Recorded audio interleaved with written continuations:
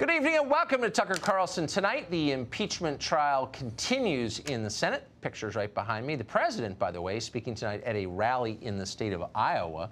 The caucuses there, the first contest of the Democratic nominating process, started in just a few days. So that'll be interesting. Of course, we'll bring you highlights of that as we always do.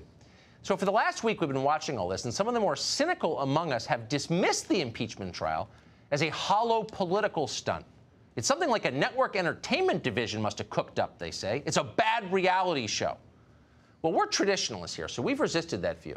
What this is really about, and we told you this last night, is foreign policy. It's about Ukraine, that noble, windswept Eastern European nation that is our single greatest ally in the world, maybe our only real ally.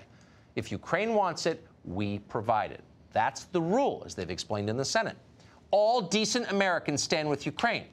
Now, for a moment, the president seemed to falter in his moral duty to stand with Ukraine, and for that, he's being impeached. So impeachment is a very serious thing.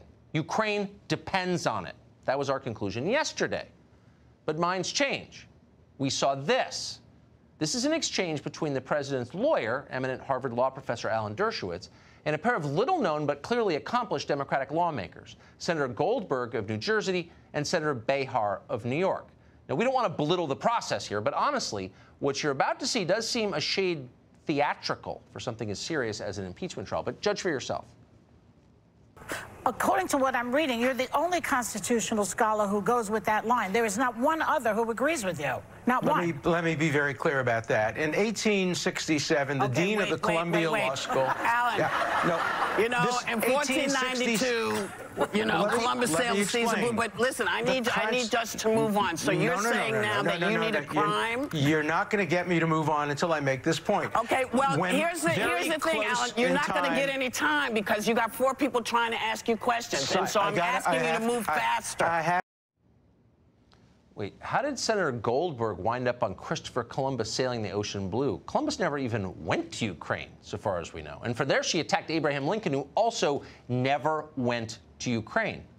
Suddenly, we seem to have lost the thread here. The reasoning was getting hard to follow. And then into this roiling bouillabaisse of confusion jumped Senator Hostin of the Upper West Side, a lawmaker justly famous for the window pane clarity of her legal analysis. Watch her reframe the debate. Well, let me ask you this very quickly, just for giggles. What if the president spent the year vacationing in Moscow, changed the language of this country perhaps to Russian, or decided to stop doing his job entirely and perhaps golf all day? He does that now. Are you saying we'd have no grounds to impeach him? Because none of that is a crime either. And so the list of charges against the president grew longer. Not only did Donald Trump ask unauthorized questions about how Hunter Biden makes a living, and that's not allowed. He's also apparently living in Putin's Russia and planning on switching our nation's alphabet to Cyrillic. Some of those letters don't even look real. They look like astrological signs. This is a major development. But are those impeachable offenses? Oh, you bet they are. And speaking of betting, here's how the hearing ended with a high-stakes wager.